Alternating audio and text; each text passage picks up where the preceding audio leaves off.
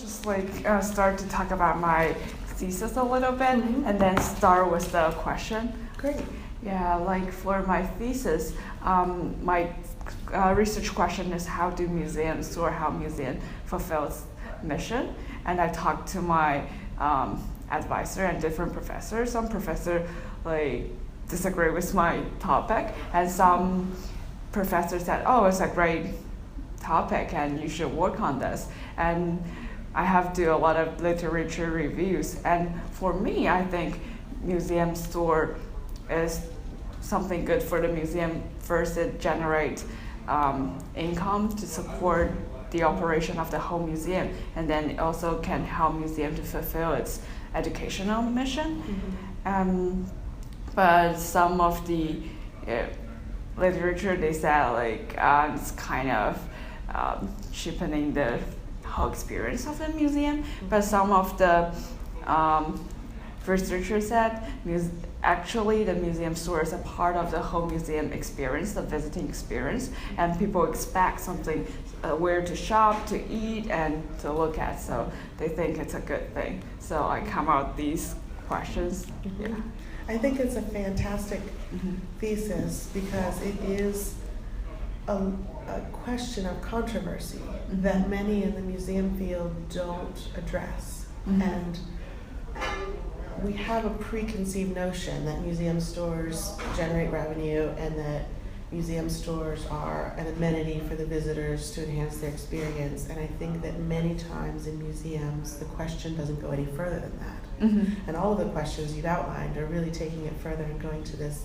I love that you're bringing it around to the core mission and the educational component of the mission, because that's where they sprang from, and I think actually where many of them go back to. And one of the major facts that goes largely unaddressed is that many museum stores don't turn a profit. So we say it's a revenue generation, but is it? And many times it's actually not. Oh, yes. That there are major museums, art museums, other institutions where they break even, or the profit they make is very minimal. So then we go to the question of, well, why a museum store at all? And I think that's one that we don't ask enough. And your thesis prods that. Why are we doing a museum store? Visitors expect it. It makes money, or we think it makes money. But the question of its educational value and supporting the mission is, I think, the one that really validates the museum store, whether of museums of all sizes, whether or not it creates money, and whether or not it does a good job at meeting visitor expectations. Yes. So I think that question is, I can't wait to get into it more. Yes, because I look at the I-90 form, and I found out even the museum store generate revenue. It depends a lot on the funding right now. And also, I talked to the Matt, they said, they have big funding, so even they have to balance the budget, they still have cushion. So their museum store is not that important, but they said you should compare to different museum store, and they have different situation. And if they don't have much funding, and that is a source. Yes. Yeah. And the range of expectation or the burden of revenue generation on different museums varies incredibly widely. I look at museums that are similarly sized operationally to the Barnes Foundation, and some of them have endowments that are 6 times our endowment. So they get, so much more money on endowment draws, so they have a different attitude toward their store. What should their store serve? But what I find interesting is, even though we change how we want to manage the stores or the relationship between the curators and the stores, no one says there shouldn't be a store. Everyone inherently acknowledges that there should be a store there. We just don't puzzle through enough the why question. Yes. And the Met is a fantastic example because I think you'll find, I don't know, do you have the AAMD, the American Association of Museum Directors, is an association that publishes an annual report for only art museums, laying bare the statistics of the museum. and it includes the revenue and the expenses for museum stores. Ooh. So that we can peer in and see the operations and see who has the large endowment or relies a lot on corporate funding or membership, which ones are very membership driven, which ones have free admission and don't rely on admission revenue at all. And it's a fascinating portrayal. And what it shows is that there's far more differences than similarities. And the assumptions that I make for my museum store do not directly compare to other museums. Yes. And one of those factors is that the Met is one that breaks even about. It may make a few million, but they have an overall enormous budget. Yes. So they're still spending some years $35 million for a museum store. And if they're so funded, I mean, as they are, in so many other different measures, that they don't need to worry about the museum store, then my question is, why do you give over so much square footage to a store and $35 million? That is an incredible investment. Yes. It's obviously very important. I should ask them. So I would be curious to know their answers, and I think they're probably fantastic answers. It's just sometimes we assume it without really understanding what we're doing. Okay. So let's start with the first question. Like, how do you see your museum store as a place to pursue the educational objectives of your museum? And how does your museum store contribute to the education of the public? Yeah, I love that you also reiterate our mission, which is the promotion of the advancement of education and the appreciation of fine arts.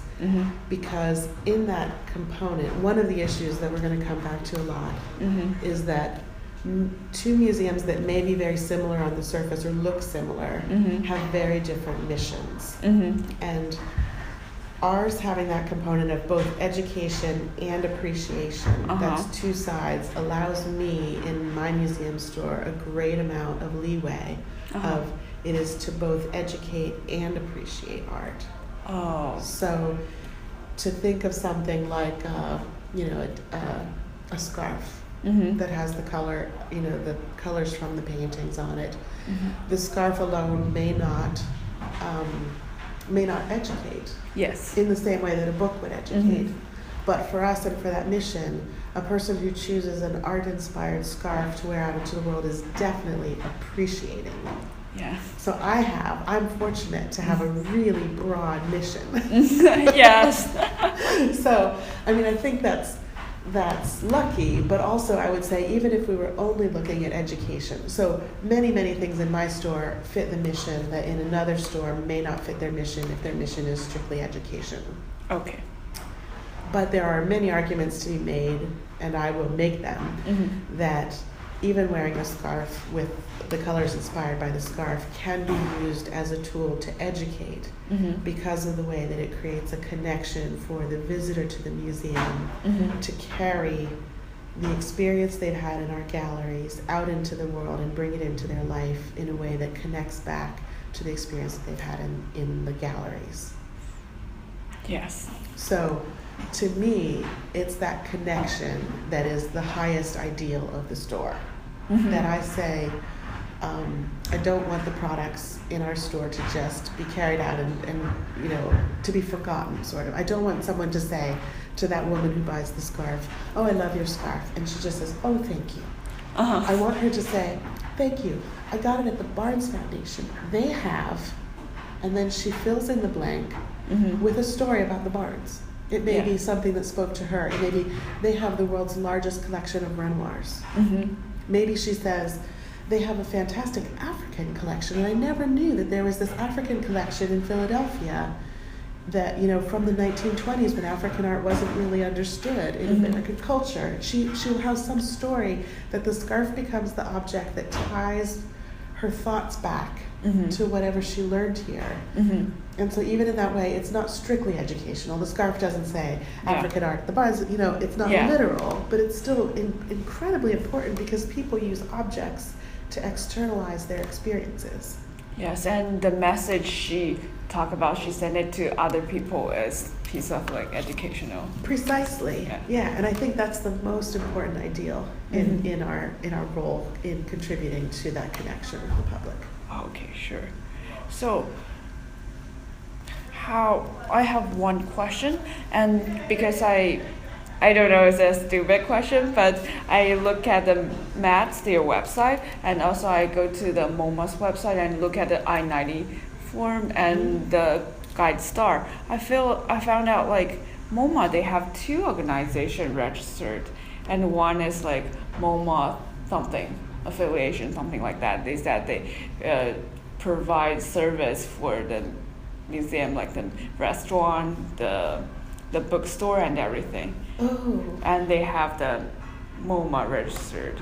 But they don't count it as part of the museum. The amenities are a separate organization, you're saying? Yeah, That's I found out that because my advisor, she asked me one question, because I asked a question. I asked like, how do other part like curators and the directors see the the mission? And she asked, which mission? I said, the museum mission.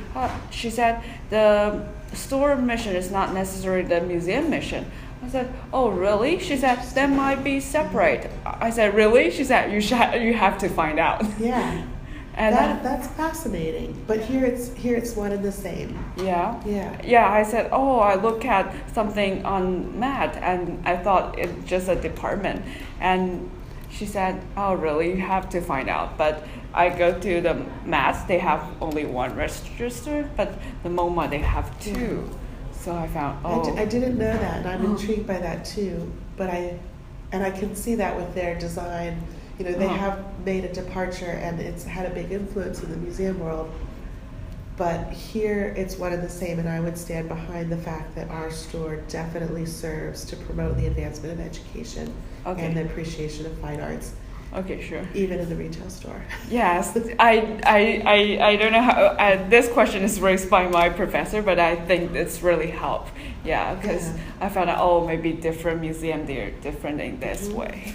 It does. I think you asked about taxes. Oh yeah, UBIT. Yeah. When it gets into UBIT, we'll go into that a little bit too. But that mission varying from each museum drives everything. Okay, sure. And next question is, how does your museum store balance educational and financial objectives? I think that it's an interesting idea of balance, because mine is driven overtly by the financial interests, in that I set a budget for the year and I'm evaluated on the budget. I actually don't have a level of evaluation on a formal evaluation on our educational objectives. So I would say that for me, it is financial concerns are primary. And the educational objectives provide focus for those financial ones. Within these parameters, let's meet these financial objectives. So, you know, we want to make money, but we want to make money while performing the educational objectives. So, but I would say that the financial here takes the lead. Do you mean by like you have the financial objectives, but everything you sell here is educational focus? Correct. Okay, Yes. I understand. Yeah, but I don't think that they live on an equal plane. And I think it's fair to say that the financial is primary, because I do not have a list at the beginning of the year that says, Julie, as you're doing product development this year, meet these 6 educational criteria. It's hard to measure, is it? Exactly. So I do have financial criteria.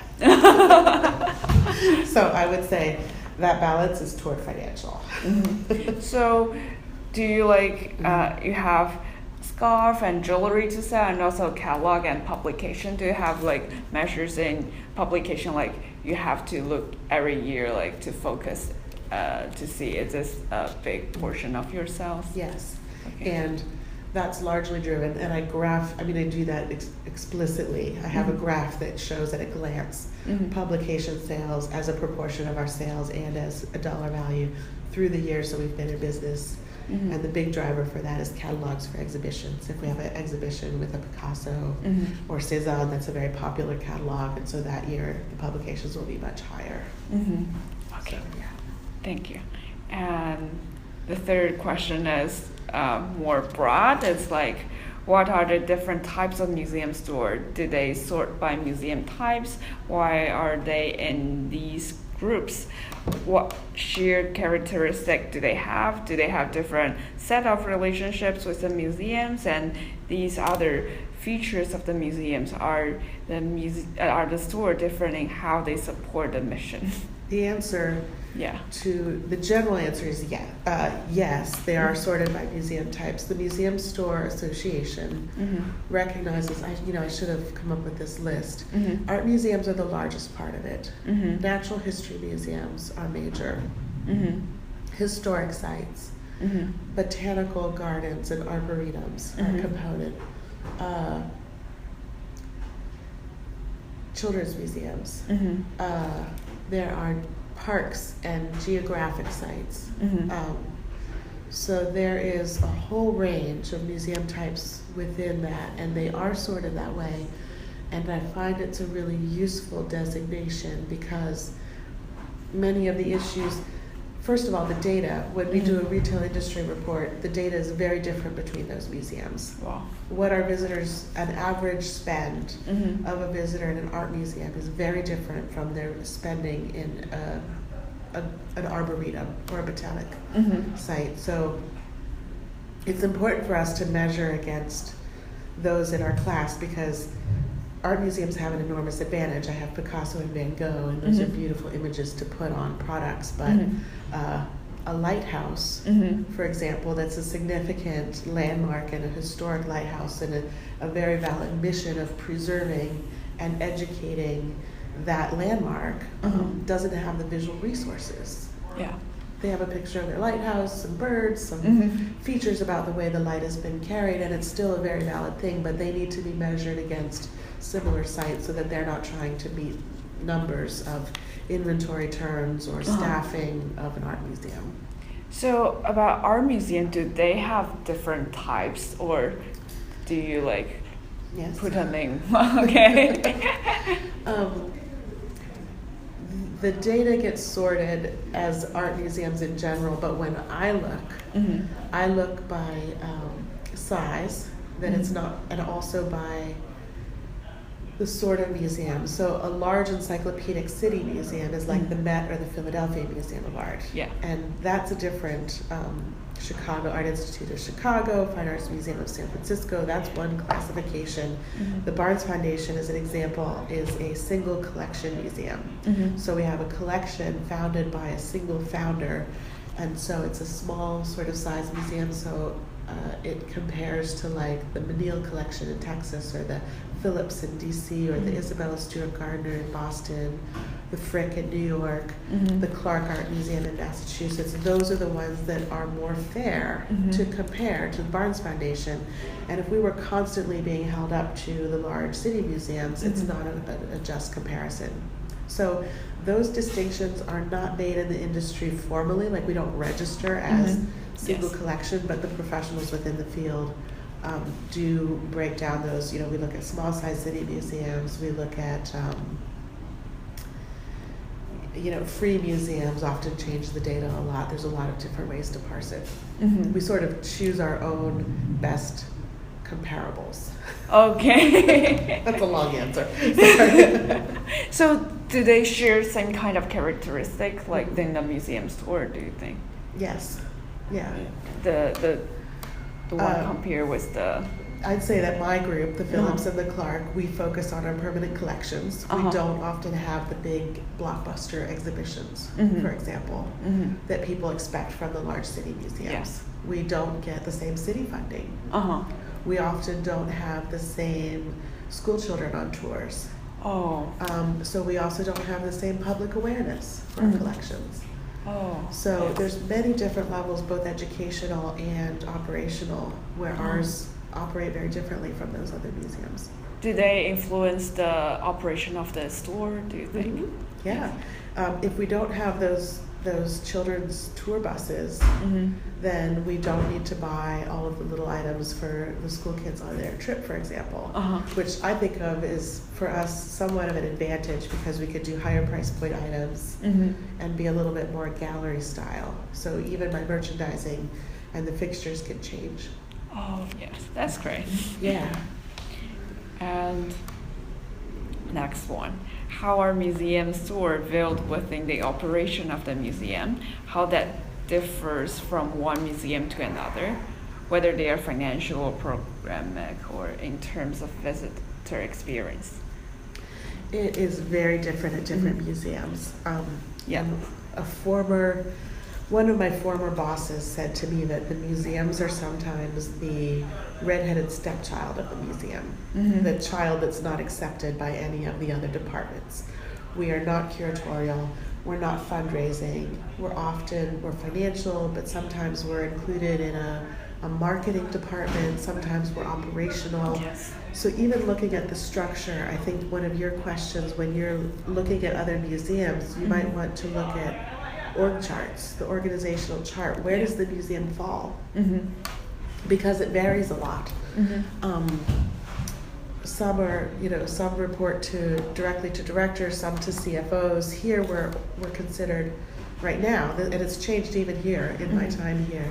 Right now we are part of operations, and I report to the CFO, which personally I think is a great alignment with the museum, because our goals are financial and, formed by the educational component. But we used to be marketing. Yes. And then we were part of development. It was considered to be part of a development model in which we were building relationships from the time they buy a ticket through their visitation here into membership, into donorship.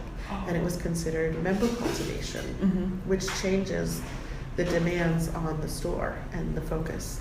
And it depends on the different museums. So if they are in development department, so they might have different kind of mindset, I think. Yeah, often the museum doesn't know what to do with the store. They know they have to have it. They don't know where to put it. They stick it on somewhere, and then we try to make it work. So I found out like the museum store is set as they have a museum. So everyone thinks they should have a museum store, but who's in charge? Well, I think now culturally, visitor expectation demands it. There's if you did away with your store, the visitors would be outraged. So we have an advantage in that. People expect a store, and it's interesting because there's a book that was just published for children. It's called Make Your Own Museum Store. I just ordered it. I don't have it yet. Where it's like pop-up construction, and you can decide if you're doing bones or art or whatever you're doing build your own museum is what it's called. And as you turn the pages, I think it's very interesting because at the end there is build your own museum store. Oh. That even in for a children's book, you can't have a museum without the museum store. Wow. It's so ingrained in experience. So. Do you have any survey on people's expectation of the museum stores? There is one. Who did that? There's one of the big, it might be AAM, which is not the same as AAMD. These are two different organizations. Which was about visitor satisfaction, and I think it said that after the collection, the museum store is the second highest driver for museum visitation, and also the second highest satisfaction rate with the museum. And I should look that up for you and find it, because just me saying it isn't enough stats for you. But yeah, thank you. Because for my research, our method is to do the interview, and our interview is like our evidence to support, because we have to go through the literature review and come up our hypothesis, and all the interviews is like evidence to support or dissupport our hypothesis. These are data, but our data we have to use other source like survey to support what our interviewees say about it. Yeah. So if you provide that, that would be a strong. I'll look like, that up. I remember where I Yeah. read about this, and I'll try to track it down for you. Yeah, thank you so much. And let me see next one. Some scholars claims that there is a trend to make the museum more accessible and less it leads it and to build a welcoming, friendly, and even atmosphere. Why do you think people in the field argue about the proper role of the museum shop? Well, I think museums are rooted in a somewhat elitist background, and scholars and academics have formed these collections and study and research on the collections, and some museums are uneasy with the balance between, and the museums have a very specific mission to conserve and preserve. Yes. And that's valuable, and sometimes the displaying it to the public part is a problem. So it happens, the conflict happens before you get to the store. Sometimes even having the public in a building is inconvenient. Because conserving and preserving is one thing, and letting people have access to it is very different. Displaying it for public access is different, cleaning up after the dust and the touching and the the bustle that inevitably happens with people is already an inconvenience, and those things can be at odds. People are destructive. But also, the store, many people believe it's crass consumer commercialization. And there are curators who, they have such reverence and respect for the paintings, and then when you see it on a mug, it's, it's cheapening it. Yes. And I've faced that in my career, curators who come with that attitude, not here, but elsewhere. And to me, it's. I feel like I'm embarking on a project to fight that point of view, because I'm a staunch believer in making our collections accessible to the public, and that these items like mugs and magnets are the vehicle for accessibility, and that the audience that consumes these products is not to be dismissed. And I think that many of this background comes from a perspective of privilege. And I say this as it's a very personal argument to me. Yes. Because I grew up in Ohio, in rural Ohio, in a staunch conservative religious sect. My family was Mennonite, very conservative Mennonite. It looks like Amish to people who are unfamiliar with the various degrees. So women who are wearing dark dresses and bonnets, and men with beards, and they don't believe in art and in visual representation. Photography is prohibited, and paintings or reproduction of faces, in particular human faces, is denied. And there is no way in my early education and upbringing that my family would have ever taken me to an art museum. So the only way that I was exposed to art was through books and reproductions, encyclopedias, books about the artists and things like that. So, and to this day, many of my family have never been to a museum at all, any kind of museum, because that kind of knowledge isn't based. But what I find interesting is that in my family's homes, many of them have magnets of art from my collection, because my family has given gifts to the other family members from Julie's store. They see it as mine, so they'll give I brought this as an example because it's so meaningful to me. But like small magnets with the art, it's just a straight reproduction of a painting, and it could be on the refrigerator of someone's kitchen. Yes. This may be the only touch point that a member of that community has with Monet. It might be the only time they experience a Monet. And in the rest of the commercial saturated, visual saturated world today, Monet, his water lilies, his boat scenes, the water, it's very mundane and people just understand it. And so in this world, you can say, you have to go see the museum, you have to see the original, this is just a crass consumer thing, it costs $7, like why is that important? But removed from this context and brought into the kitchen of a home where they don't do reproductions and family and all this is just a pretty picture that's acceptable. And it can be radical. So I see this as like, you take these items out of their store, and they have a whole longevity away from this experience that if we think of the pure art as the only thing worthy of respect, we limit entire populations from having an access to the original artworks, or from understanding Impressionism or modern art or traditional art, or any of the movements of art. Yeah, because they may not have accessible to these, and if this one is not in their kitchen, maybe if they don't study art, there's nothing about art in their home. Exactly. And they don't even, it's Impressionism, but they don't know what is Expressionism. And they don't know what Impressionism is. They just think it's a pretty may picture. Never look at Expressionism before. Right. Yeah. Right. Yeah. So I think of myself as a radical evangelist for fine art, and building products that will infiltrate the world in all these different ways, and that retail is actually quite subversive. Because you don't think of it, this is where I got excited about bringing examples for you.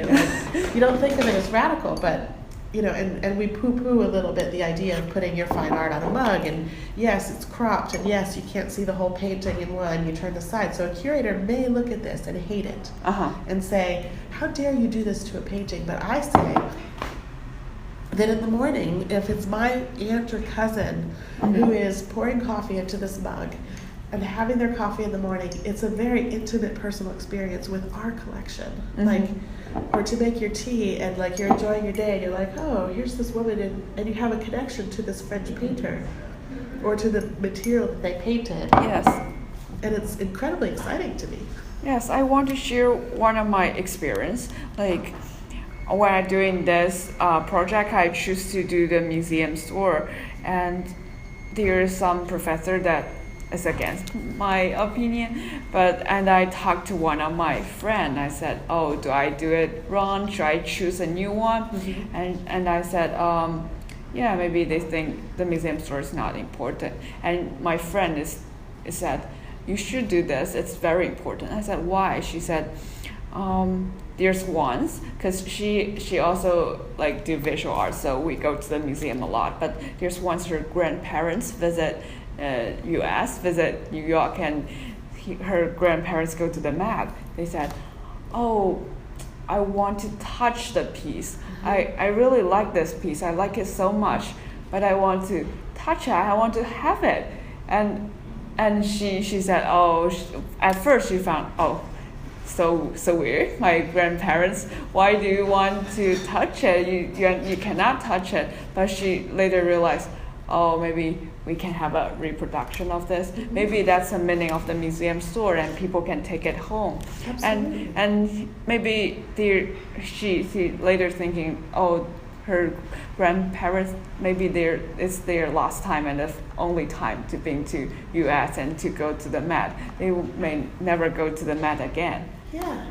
And for us, we can go to the Met every week, whenever we want, and we can look at it again, and we can look at the website, we can see it online, the photo, and if we want it, right now they have open data, we can print it out or that. But their grandparents, they only accessibility is the museum store, and they spend a lot of time in the museum store. And at first she blamed them oh, we don't have much time. Why you're wasting time in the museum store? You look at all that stuff. You should look at the real object. You should experience the real, true art, not the museum store, the reproduction. But their grandparents just look at them and touch. Oh, they want this one, they want that one.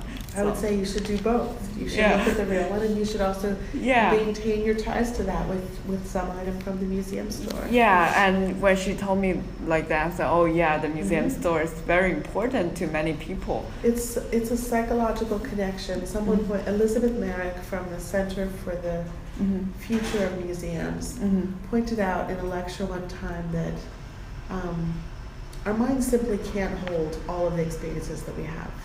We can't maintain memories of every day, 365 days a year that we experience for all of our lives. It's simply not mentally possible. So we choose items to externalize those memories. It's a way of storing up a memory leaving it, parking it in an object, an external third,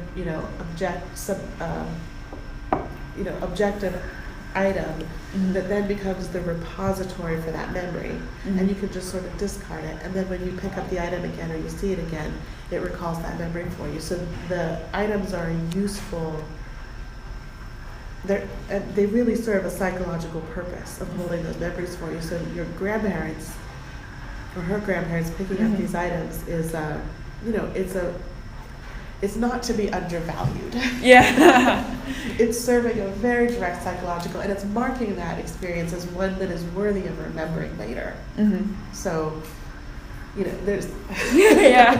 I mean, I can't overstate the importance of that. Yes. That it is not the crass commercialization of the experience. It is actually the physical embodiment of the experience. And that's a difference that I would say to anyone, claiming that a museum is cheapening or making it mundane. Okay. And I hear that argument. I mean, it's not only your professor, it's common. Yeah. And next one, some suggest that there is a tension between the mission of the organization to present art and the function of the organization as a gathering place, as a cool place, as a third place, as a profit center, etc. What do you think? I think it's definitely a connection, and that by presenting the art.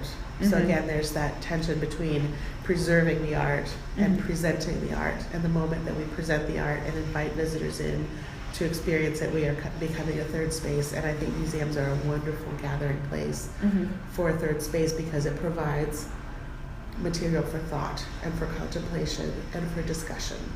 So it's not simply the coffee shop where you gather. It is an educational space. And I love to sit in the galleries and to hear people at all different ages and stages of understanding have conversations with each other about our collection, because the art inspires conversation and reflection and thought that they wouldn't have if they were just in a coffee shop.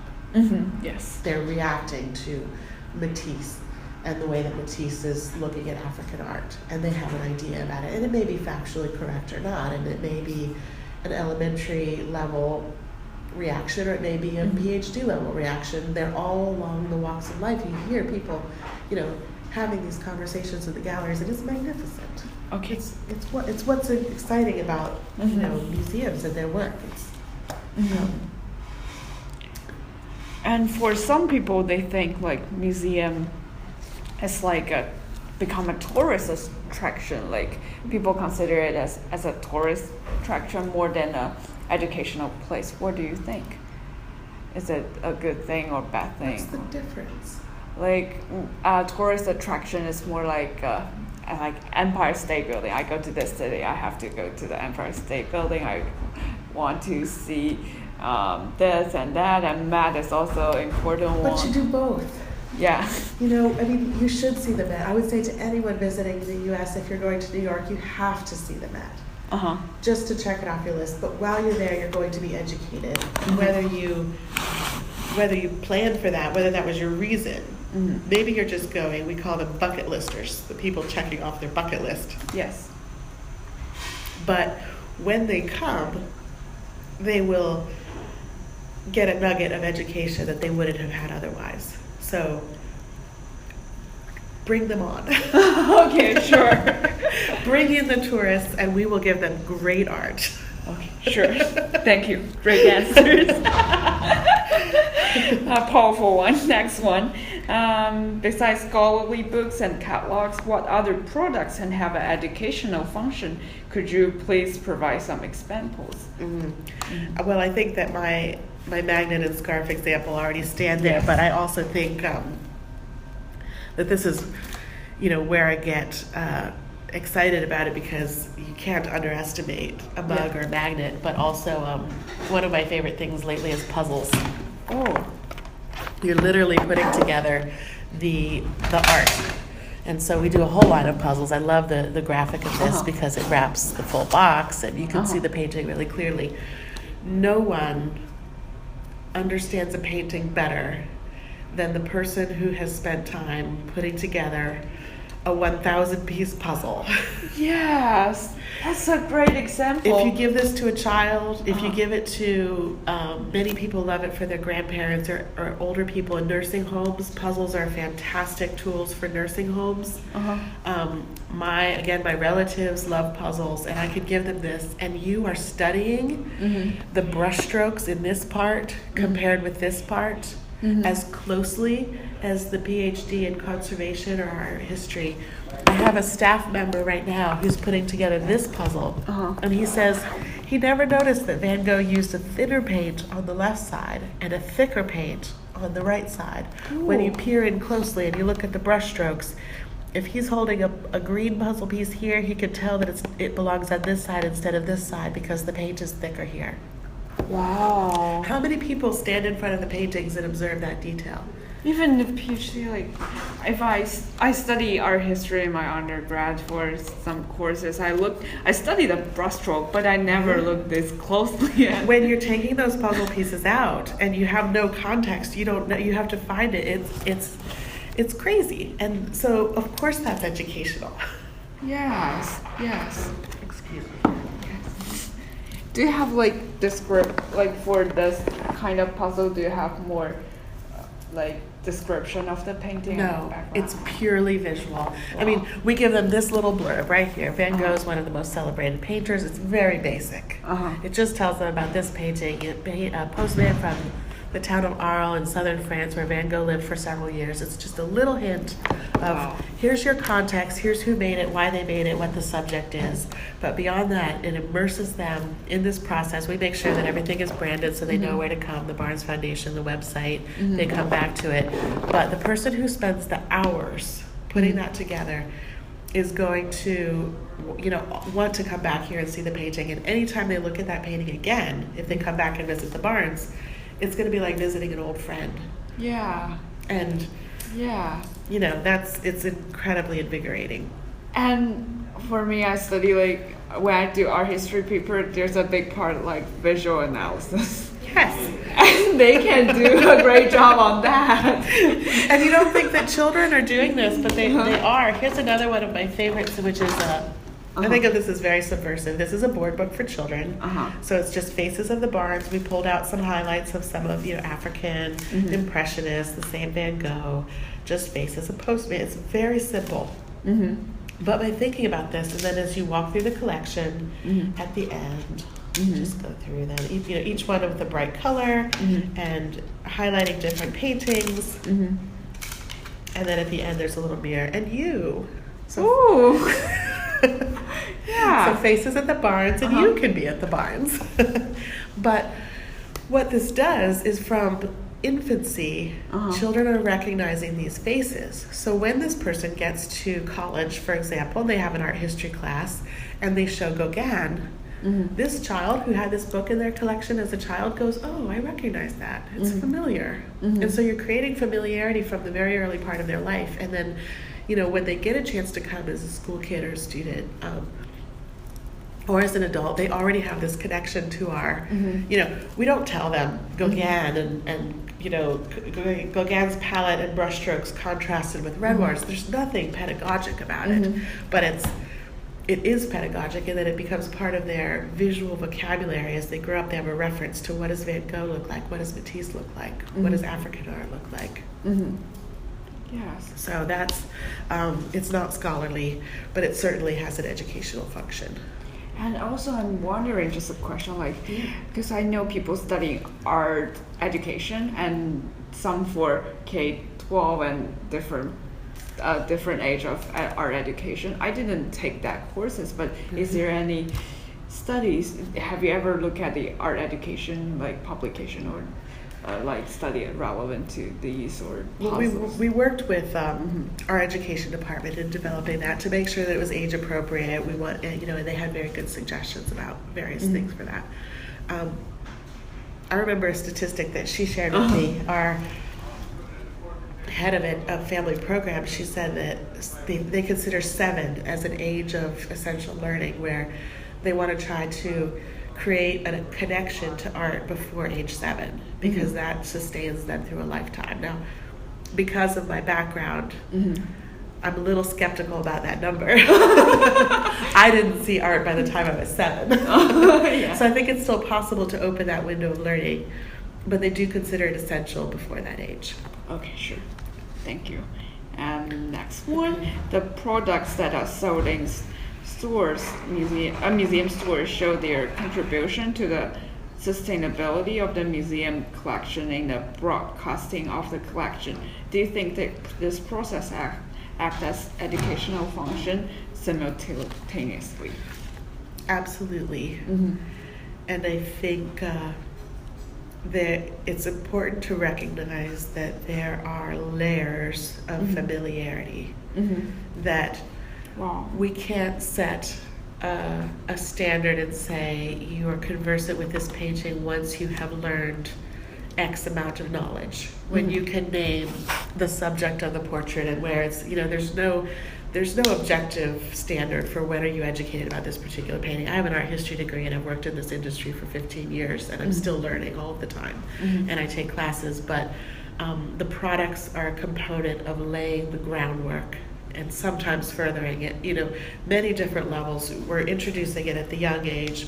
We're reinforcing it in kitchens, children, kitchens, different levels. And at all of those products, the museum products are, at all of those levels, the museum products are reinforcing not just the awareness of art, but also the familiarity of the Barnes Foundation specific collection in that person's visual vocabulary. And it may be a PhD who's enjoying the coffee mug and who's thinking about how that particular part of Renoir's oeuvre is different from the years before and the years after.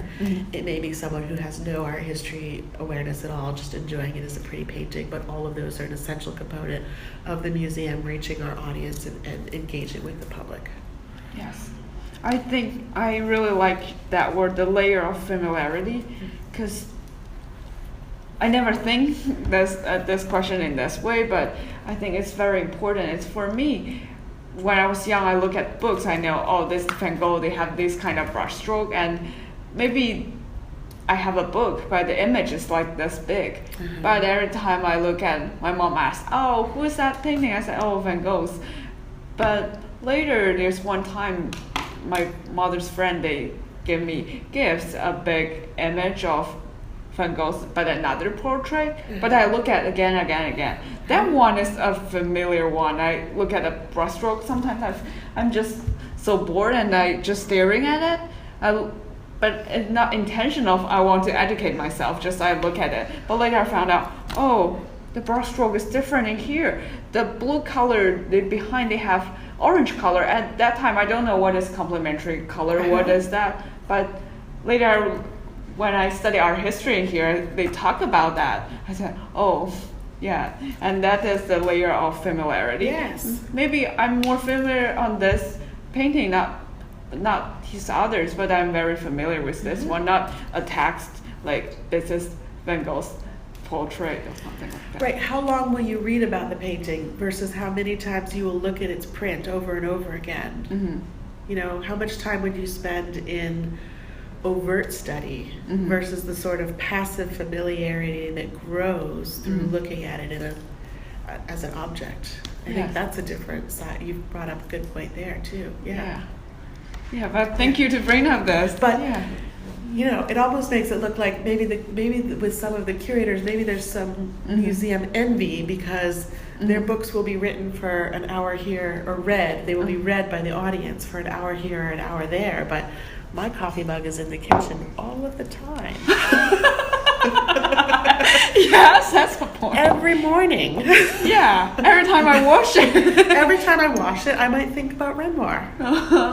And your book, I love scholarly books. I'm not insulting any, and I rely on a large part of my business for them, and I really do love them personally too, but how many days out of the week do I sit down and read my favorite book about Man Ray, for example? Yeah. I haven't looked at that book in a year. Yeah, but I really enjoy collecting the catalogs also. They have big, beautiful images. Yeah. But I just don't have time to read. Wendy, versus that. Yeah, but every time I have to write a paper, I have to go through them. Yeah, but you also need tea. Yeah, I need tea. And every time even I don't want to look at Van Gogh, but it's still there, I have to look at it. I have to use the cup to drink. I didn't think about that Yeah. in preparation for this, thinking about curatorial envy, but I'm going to say that. Yeah. Next one, could you please walk me through the process of new product development? How plans for upcoming shows influence what is made for the store? How the curatorial department interfaces with the marketing and content of the store product development? But you can also talk about the education department, because when I at my first interview question for the MAT, I asked, do you have any connection or collaboration or communication with the education department? They said nothing. They have nothing to do with the education department. And I said, and I was so surprised. But I think that question, I might not delete that question because of that. You'll get different answers at different museums. Yeah.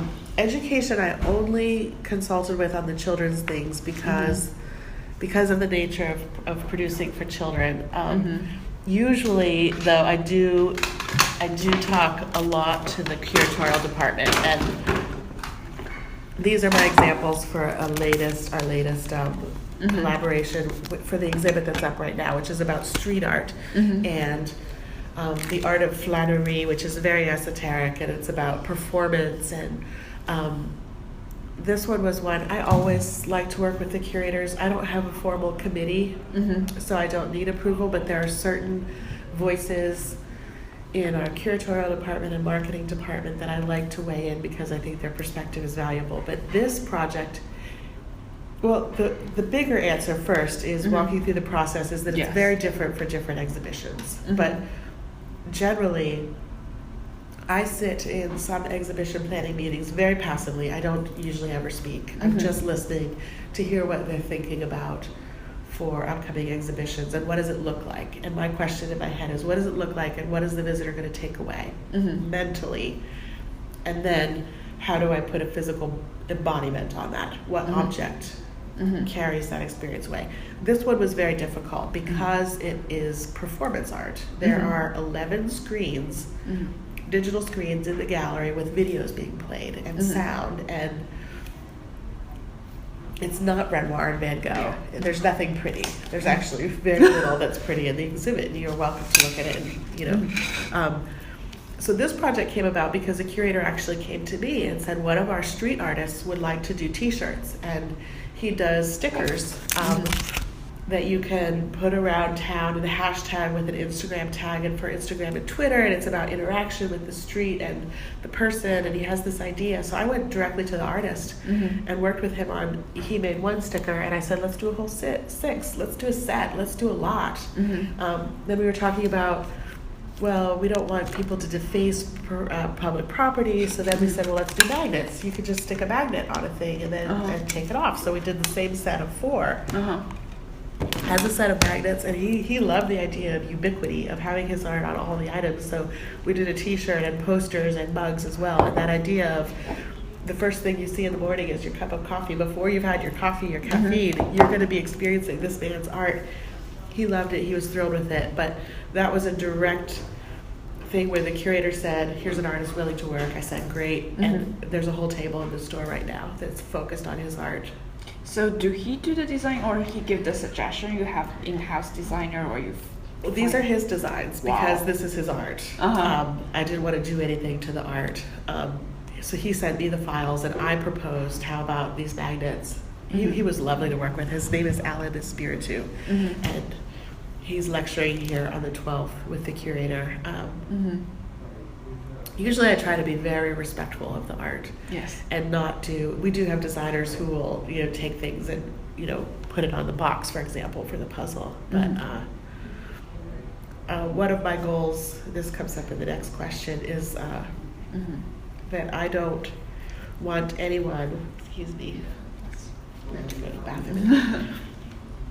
I don't want anyone like a curator or a director or a board member or, God forbid, the artist, if it's a contemporary artist. I don't want anyone to ever come into the store and be surprised or upset Yes. by what we have done to the art. If he was not wanting his design to be on the mug, I don't want to put it there. Yes, for a respect. Yeah, that the intent of the art drives my decisions, and there are some products. We do socks. This one's cute, actually. It's adorable, and it's a great. I think it's great, but I wouldn't want to do that with an artist who didn't want their work to be seen in that kind of environment. So I try to always ask the curators and always ask and show my prototypes and say, this is what I'm thinking of doing. Sometimes the prototype will just be a mug with a printed paper from the printer taped around it to say this is kind of what it'll look like, and let them see it because I don't want anyone to be upset. Wow. Is it a happy accident? Like the texture here, how it's waving is like... It's a good...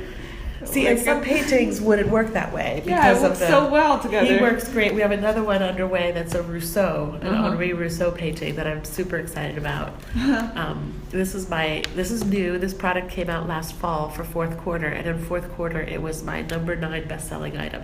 Wow. And it's very unusual that a new product that is not a book pops into that top 10.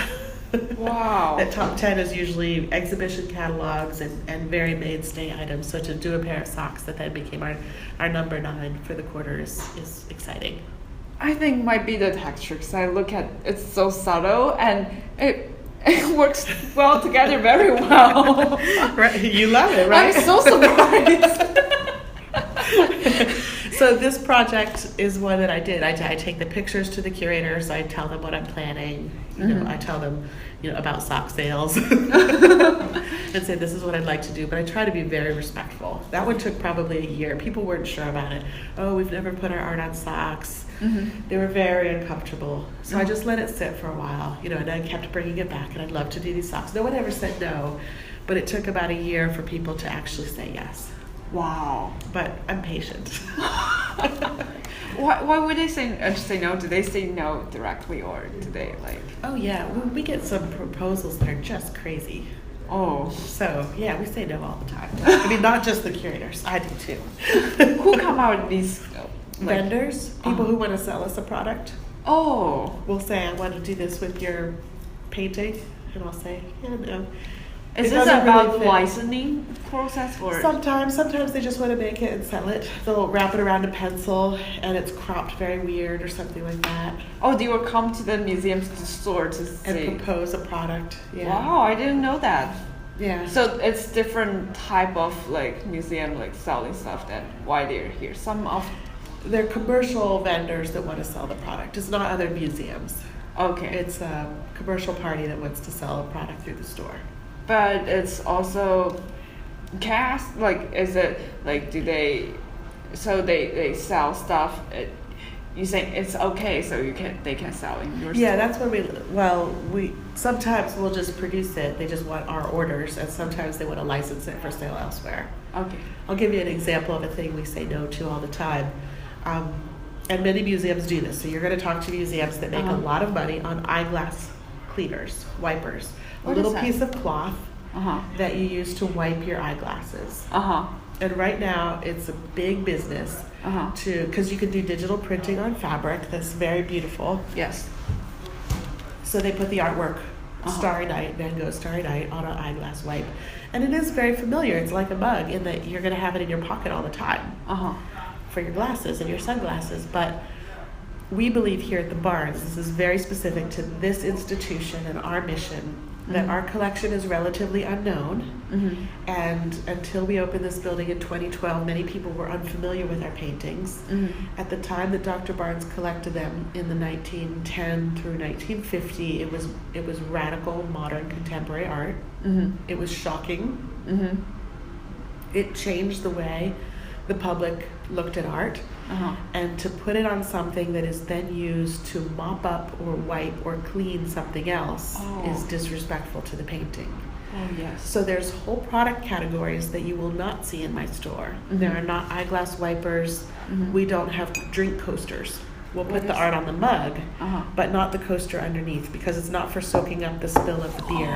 Oh, yes. Or the coffee or whatever. Mm-hmm. So that is a category that we have just chosen philosophically to say no. Do you want to share more of that? Our art does not clean up messes. Okay. So that's an easy one. That's but it's funny because we do have socks, so our art is fine to show off on your ankles. Yeah. But another category actually, what my last sample was when we were looking at for watches. Mm-hmm. So this is a very popular line. It's in many museum stores. Mm-hmm. So this is no criticism to those museums that do them. Yes. But we also decided that we would not put it on a watch because it shrinks it down to a very small size and it puts the hands in front of it. So the art is just the background to the watch. So the curator at the time told me very respectfully that she felt that was diminishing the art and making it a pedestrian object, and that it just felt like it was diminishing. The mug is fine. The magnet is fine because it presents it formally and straight up, but the watch seemed like a diminishing. So this is not from our collection, this is from another museum.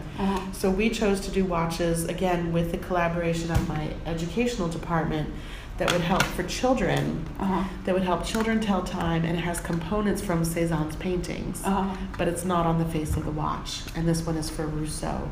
So we picked some artists and did the monkeys and tigers and rabbit and birds from the Rousseau paintings, that it would present it on the watch, but not doing this particular format. Oh, I know. So what this you is mean. the kind of conversation that we have with curatorial and education to say, where are the philosophical guidelines for what we're going to produce?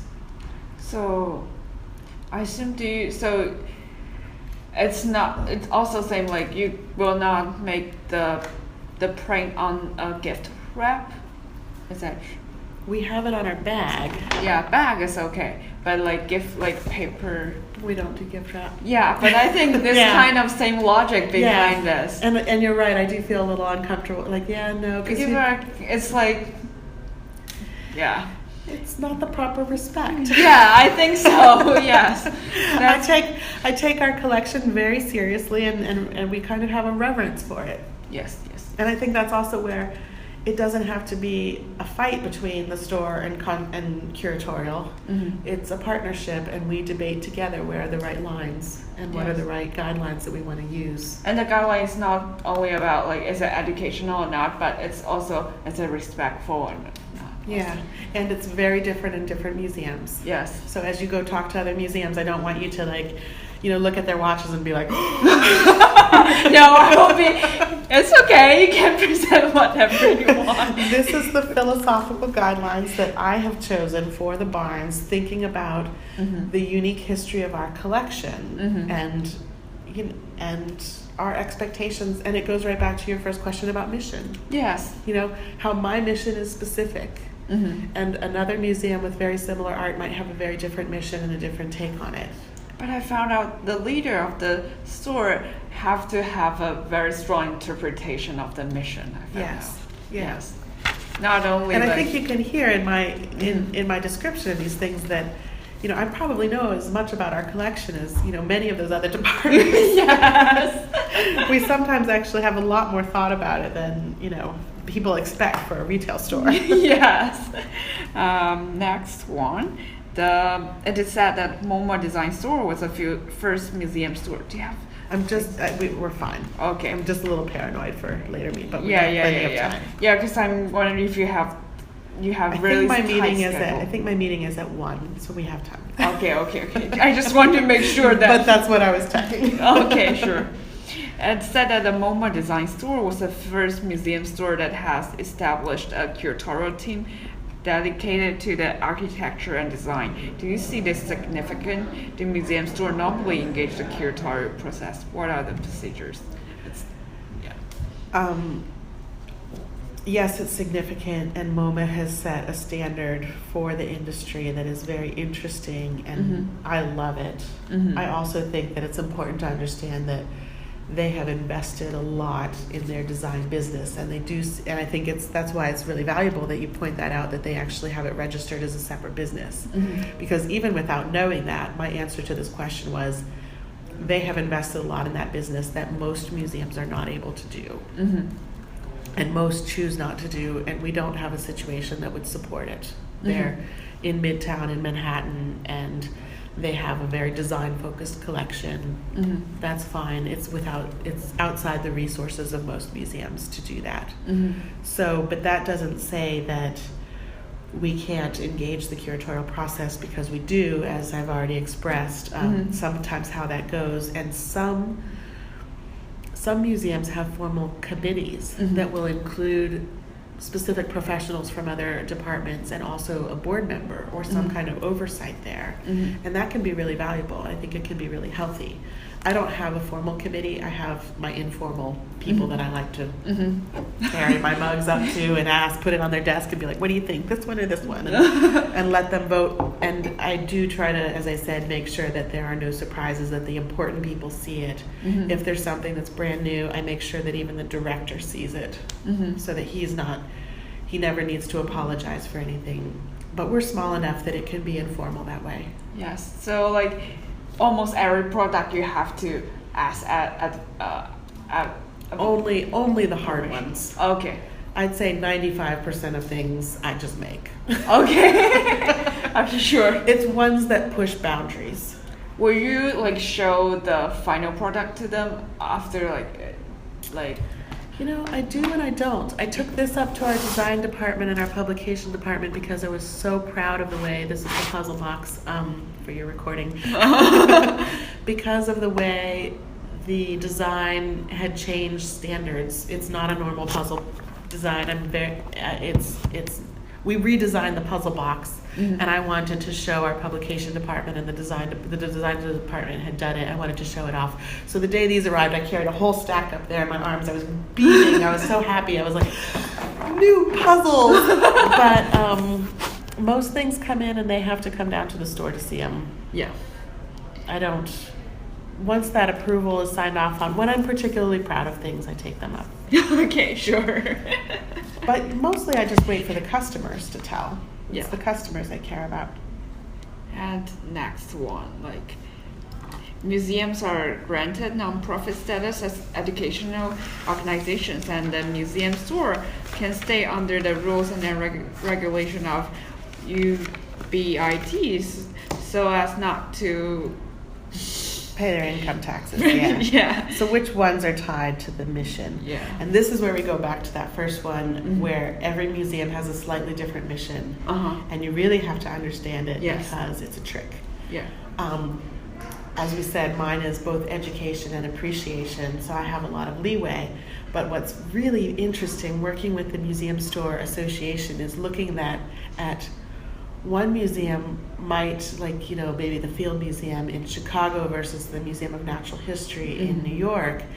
They look very similar, and they have bones and birds and eggs and rocks and all of these things, but depending on how their mission is worded, one item might be taxable in one store and non-taxable in another store. Wow. The same item in very similar stores, because it comes back to the specific wording of that mission statement. Wow. So it's imperative that every museum store understands their mission statement, The museum statement? the museum statement, to know whether this is fitting it or whether this is not fitting it. So we've had tax seminars. One of the things that MSA does is provide education for museum store professionals, and they have UBIT tax sessions where you can actually bring items and we talk about it. Many times the UBIT status depends not only on what the item is, but what the materials that accompany it are, what the text is on the back. Can clarify or elaborate and make it tax exempt versus taxable. So how much educational material you provide, whether a card is attached to the item, this has nothing attached to it, or whether it's part of the packaging, can change the tax status. Wow. So every museum has to talk to their in-house counsel or their tax advisor and know what those items are. And they can be really interesting conversations, but I think it's important to know that it's not what you think. Wow. And the rules vary by museums. And we have some fun sessions where we say, you know, it'll be a plush toy, for example, and in one museum is like, I can't sell that. And another museum will say, of course I can sell it. We have a whole seagull collection or something, you know, and this fits this. And another one says, I can sell it as long as we put a tag on that talks about the taxonomy of that particular animal. Oh, so they have to talk to the tax person in their museum? Just some general guidelines, though. It's not so hard once you have established your guidelines. Wow. But it is important, and it's funny because, you know, It's how they interpreted a mission. Like. Yeah, yes. And because the missions are different, I might have to pay tax on sales of an item where my neighboring museum doesn't have to pay. Yeah, it's like MoMA, they can sell furniture and all that stuff, then modern art design and tied to their mission. And maybe another contemporary art museum can't. Yeah. Wow. Or we can sell it, we just have to. I mean, and the other big misinterpretation about this is that we can't sell a thing if it's not directly related to mission. We can sell things that are not related to mission. We just would get taxed on the profits of those if they are over a certain percentage of our sales. Oh, okay. So it's a very big question, and it's actually by the whole organization. So my percentage of sales matters less if our wedding income is more. Or less. I forget which way that goes. If the museum is making a lot of non-mission based income on a lot of non-mission based earnings, our overall tax burden becomes heavier. Oh, okay. If it reduces, then it doesn't matter quite as much. Oh, so it's a kind of balance. Yeah. And depend on the museum and okay. And how careful I have to be versus another store can vary. Wow. So that's a part you have to work with. Is that a CFO or Your CFO? Yeah. Okay. To know. Yeah. Like, how worried about it are we? How closely are we going to track it? Most point of sale systems have, every time we create a new item, we basically just check a box that says tax, non-tax, and at the end of the year we generate a report that says what your percentage of income was on non-related items. Okay. And that's what we report to the IRS. Okay, sure. Thank you.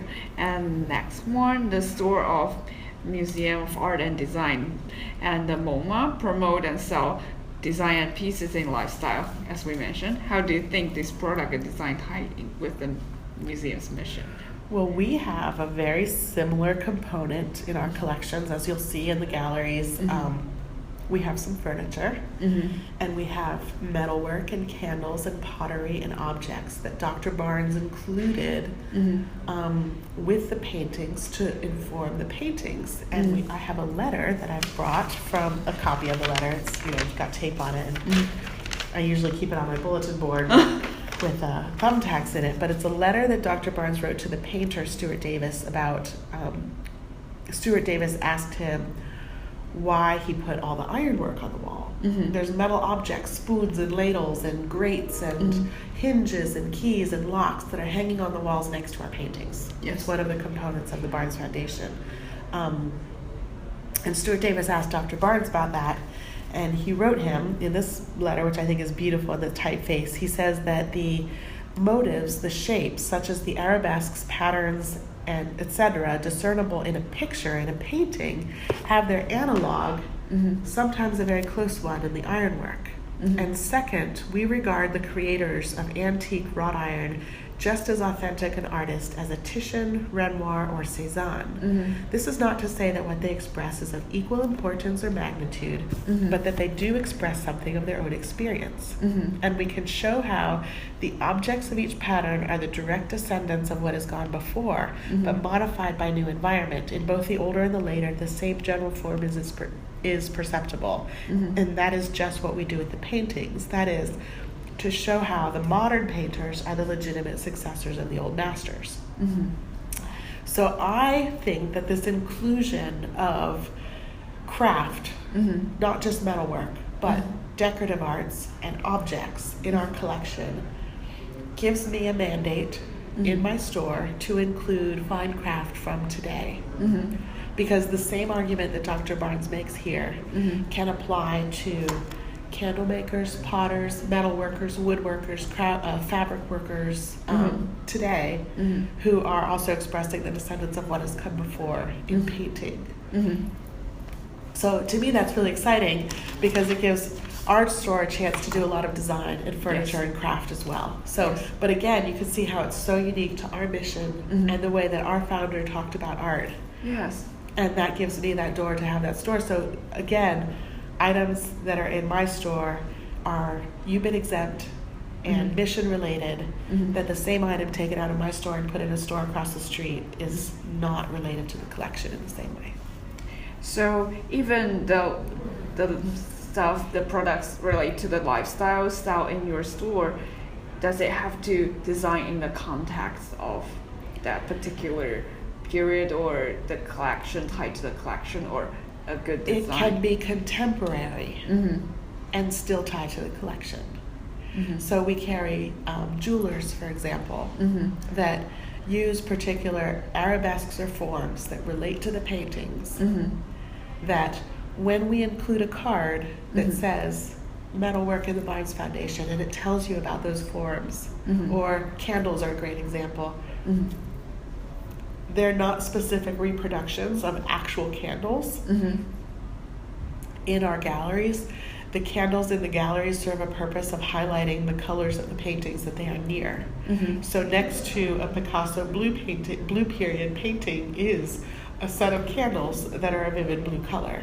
Wow. That highlight the painting. And because the Barnes is unique in this, we sell handmade candles by contemporary local makers here in Philadelphia that are part of our shop collection, and I do actually count them as mission-based.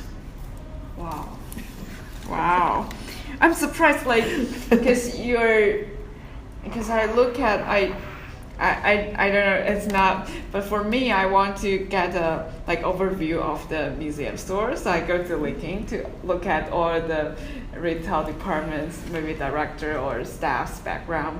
I found interesting part, their background. The retail people used to be retailing, and some people they're working Macy's, later they work for museum store, but curatorial people are do curatorial. But when I look at your background, I found out, you do art history. Right. And right now I talk to you, I found out you are a curator of your museum store. It's true. This is tied to this and to that, and you have a lot of swords behind us. So that's very important, and it's very good. That's where I say to your professor, you are wrong.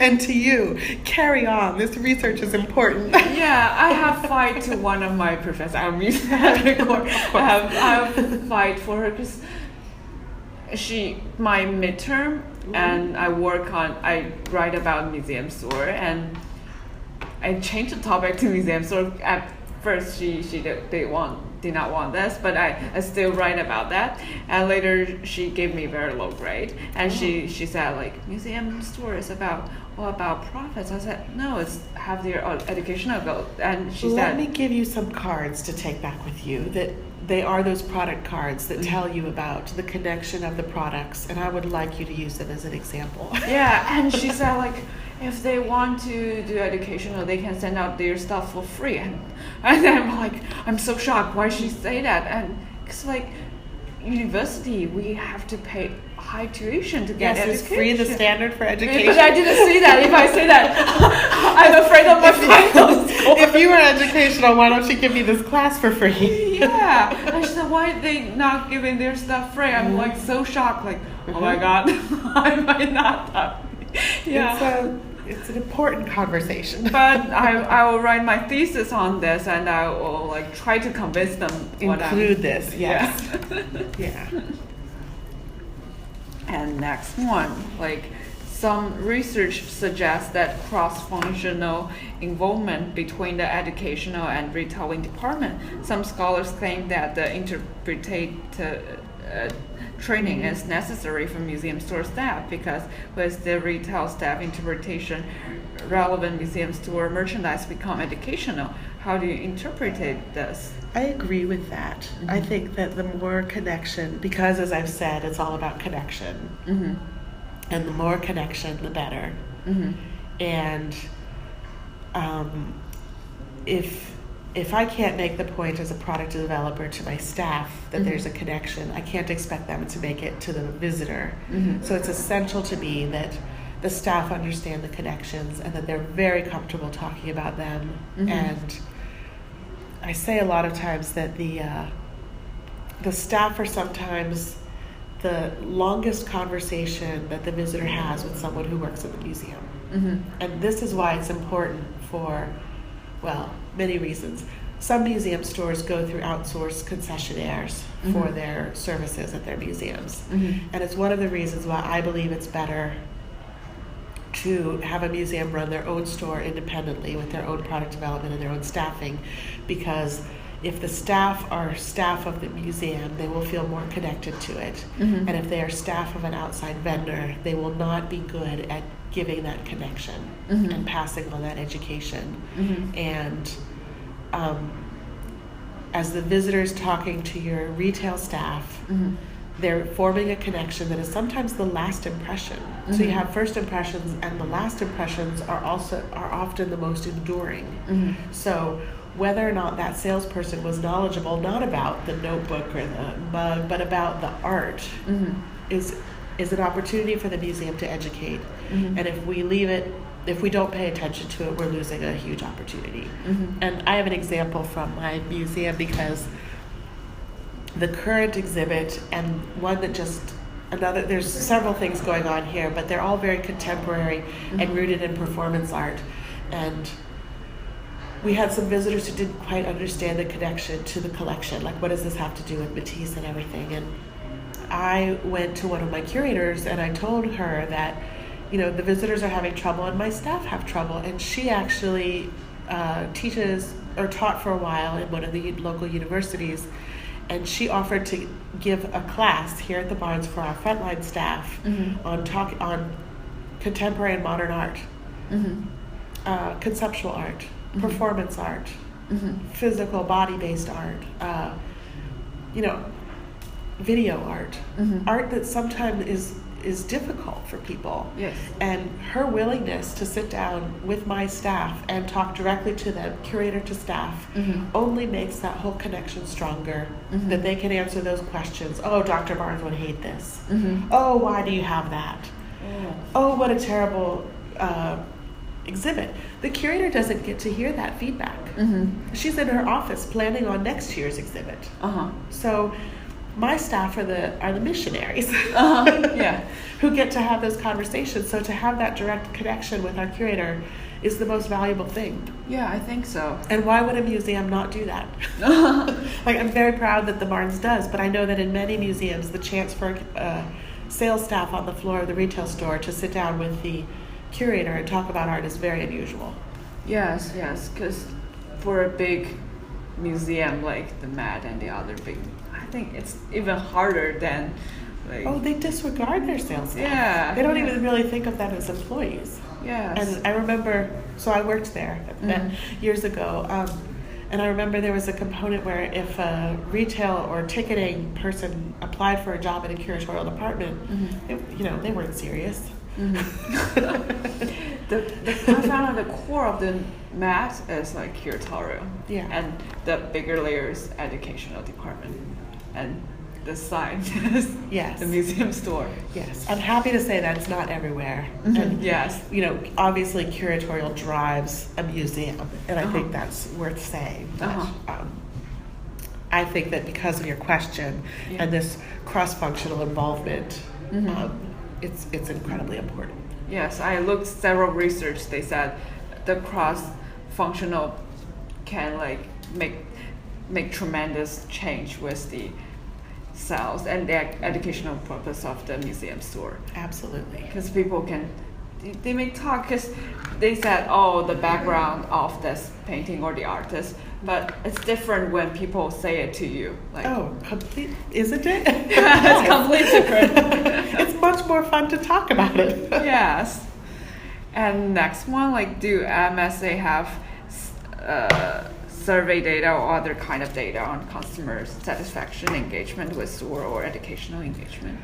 Maybe the educational. The answer is no, and I think that this is a fascinating question Mm-hmm. and an interesting thing to point out. Mm-hmm. It's a gap. We measure our financial side, Mm-hmm. but I also know that it's hard to quantify that. How do you Yeah. measure educational engagement? We haven't undertaken a way to quantify it, but when you're in the store, you hear it all the time. Mm-hmm. People say every day in the museum store, we hear the same sentence. People talking to other people. I just love museum stores. Mm-hmm. They always have the most interesting stuff. Mm-hmm. And you know that they are enjoying it and they're rooting it. And your sales do tell that educational connection. You know, how many people ended up with art Mm-hmm. this year. Anecdotally, we know it. Mm-hmm. Quantifiably, Mm-hmm. we don't. Yes, because I have read one research, and I think that research is really great. They have like data for measure the. They have like they saw in educational, or they saw by mission driven and market driven strategy. They define the museum stores products, and there's one saying like it's hard to measure the educational strategy. Yes. Does it work or not? But I'm just curious, like Museum Store Association, do you have that? And because of the layers that we're talking about too, like how do you measure familiarity? Mm-hmm. Putting up 100 paintings and saying, which do you recognize? Mm-hmm. We know that Mona Lisa and Starry Night everyone knows Mm-hmm. because they're the most highly reproduced paintings in the world. Mm-hmm. But it's hard to measure. How do you measure? Yeah, how do you measure? It's a great question, and it's one that I'm going to take back to the MSA and pose it at our conference because I think it's a really, it's an intriguing puzzle as we're arguing for our, advocating for our museums. Yeah, maybe right now we have big data, and I think people together workshop this question may find out a way to measure it. I think if we have more quantitative data to present to the people that don't like museums, so I think that might be a very convincing evidence to support. Yeah, and it leads me back to our education program. How do they quantify their data? Yeah. They can tell about how many school children they reached for the year and how many Mhm. people attended classes, but the real question is how effective were you at teaching them something? Mm-hmm. How do you really measure that? So we had, 30,000 fifth graders maybe, Mm-hmm. but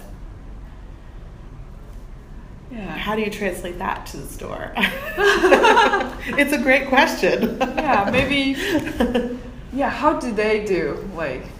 That's a question. I need to talk to my education department saying, how are you quantifying your educational reach?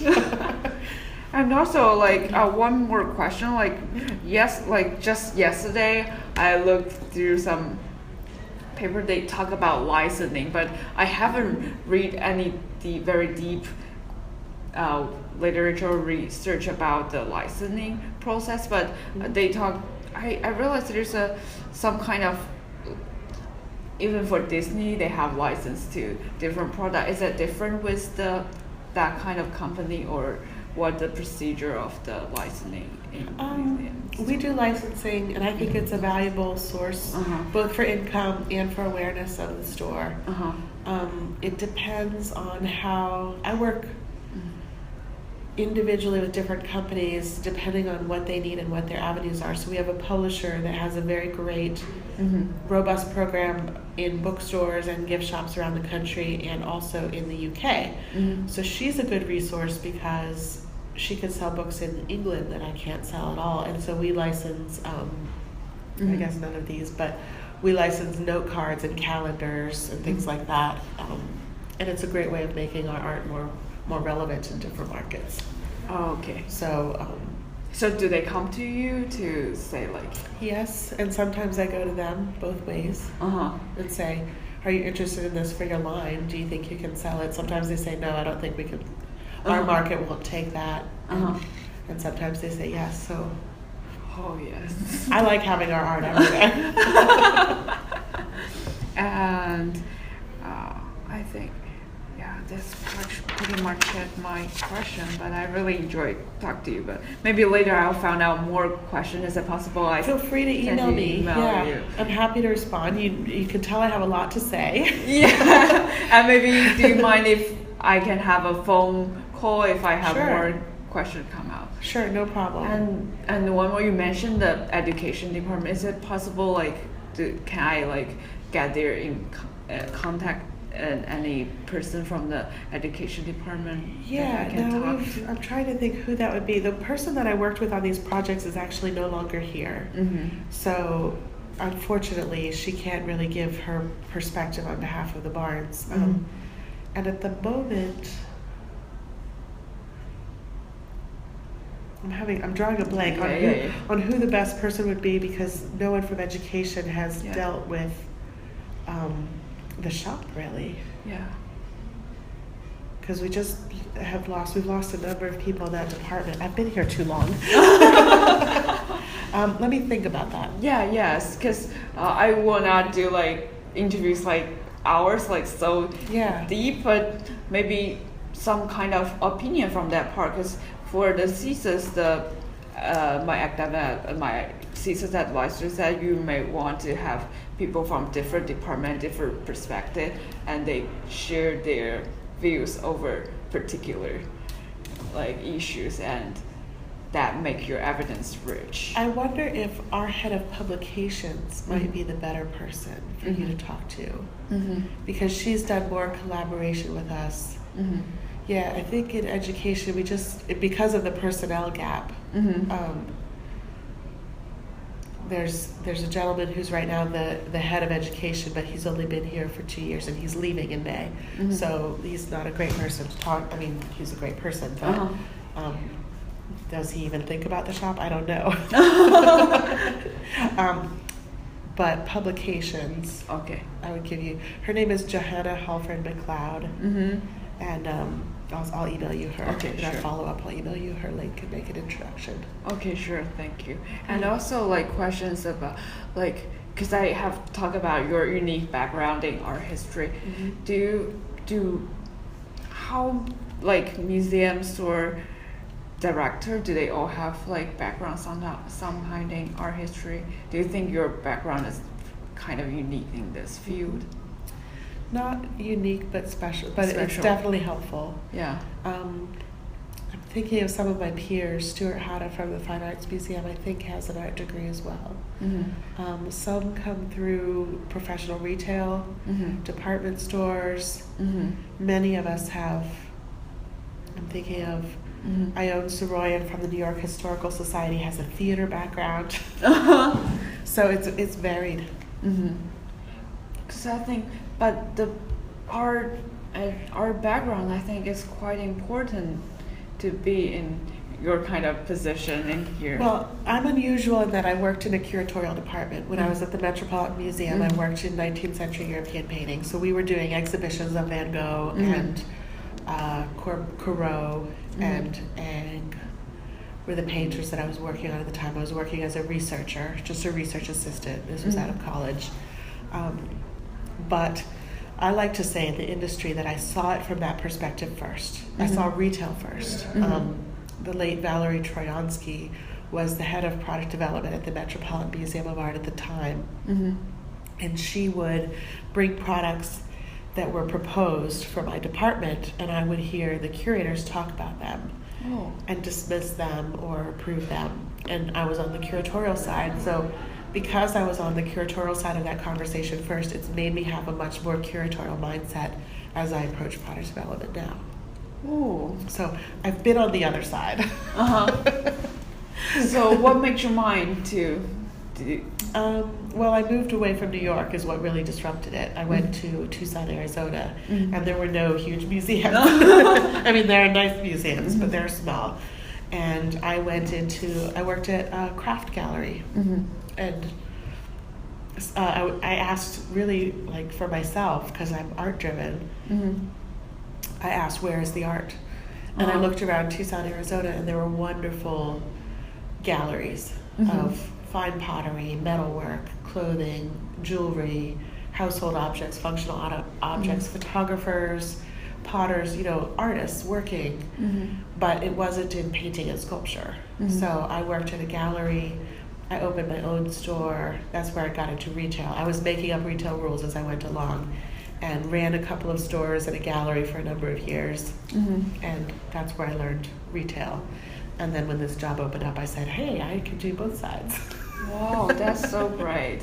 So Yes. yeah, so it really is a kind of a unique background of having both experiences. Yes, people with our background, they don't necessarily know the inventory and everything and retail side, but both part. But the Right. retail person, if they don't have the education of art, they may not know the mission or everything. Because I talked to Matt and the people, the general manager, he said he don't have a background in art. He's more focused on the finance part, but he said we have to stick on the mission, and the mission was that he said is by the director, but I feel like maybe not much interpretation because it's hard for people like don't have a rich background to interpret more maybe. Right. Yeah, but I think your background is very I love both sides. yeah that's very special. Yeah, and I think it's what makes it very fulfilling for me to work in this field. Do you have any more good example of museum store suggestion for me to research? To talk to? Yeah. Well, I own Soroyan from the Historical Society. is fascinating, and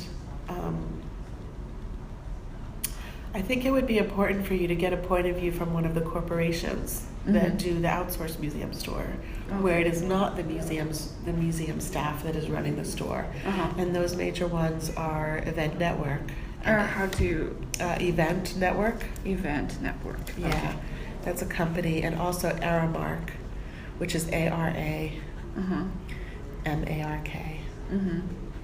And the Museum of Natural History in New York is run by, I think, Event Network. So if you reached out to them, they would provide a very different perspective, because that's a corporation that specializes in museum stores, and it's very for profit. Yeah. They will buy the same mug, a million of them, put a print here for the Museum of Natural History, and another one for the Franklin Institute here in Philadelphia. They can buy en masse and get bigger profits, but the museums contract with them to run their museum store. Oh. So it's a completely different economic model. Wow. And it creates a different dynamic in that they may have no access to education or curatorial resources in the museum at all. Wow. And it's actually creating a big inroad into the museum store industry. It's decimating the business, is what I mean from my perspective. I'm going to say that we're like the independents being put out of business by Barnes and Noble. Yeah. Yes. The independent bookstores. So like it is a different model, and it's even the Met outsourced the Met Brower store to Taschen, I think, the publisher, to run their store. So it's a influence in the industry right now. Oh, okay. Is it a trend, do you think? Okay. Yeah. And also, like... We don't know if it will last or go away. But right now, like, it's right very now, hot. it causes a lot of stress and anxiety. And I just got a question, but I just forgot it. Oh, I'm sorry. Oh, come on. What is that? I think it's important. Maybe I'll email you. Please Yeah. do. Any question you have, I'd love to answer it. I do want to give you the little cards that we put on the products. I think that's an important part of the conversation. Yes. And I want to make sure you take this with you. And also, like, for the... Oh, can I take a photo of Oh, the... of course. Yes. I was going to offer that. I was going to say take a picture of... Actually, we could do a presentation with... Let's put the Van Gogh things together. Let's put maybe... These we go with this as its own little thing. These we can show what we don't do, what we do in the back. How about that? Yes. Even for this conversation, I have to have photo to memorize.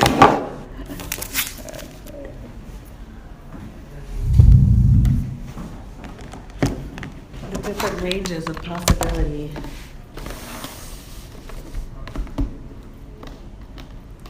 I have a question, like for the publications, so the curatorial departments take charge of the. Yes.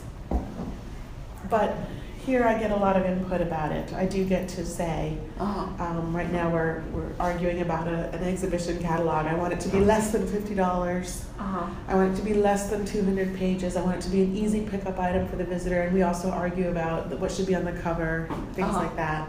So my publications department really does take into account the sales. So we have a good relationship that goes back and forth. Some museums, they don't listen to the store. Just communication is very important. Yeah, and some don't have access because some curators won't listen to their stores very much. So I'm lucky here to have that open avenue of communication. Do like curatorial department care about the sales of the store, or do they? Sometimes yes, and sometimes no. If a catalog is grant funded or funded as part of the exhibition, it doesn't matter. Oh. What do you mean by granted by the museum? So many times exhibitions are corporate funded. So like Pico or Comcast will just donate the money for the exhibition. If there's a line item in the budget that says $20,000 for a catalog, you need to create a catalog. They can create a catalog, we can sell 10 and throw them away, and it's all been paid for. When we have to pay for that book, it changes the conversation. Yeah. Oh, yes. So again, different museums are going to answer that question, and I answer that question differently based on different exhibitions. Yeah, thank you so much. Oh, also the ladder. Can I take the photo of the ladder for reference? Oh yes. Because I want to be accurate. Yes. No, I bought it for that purpose.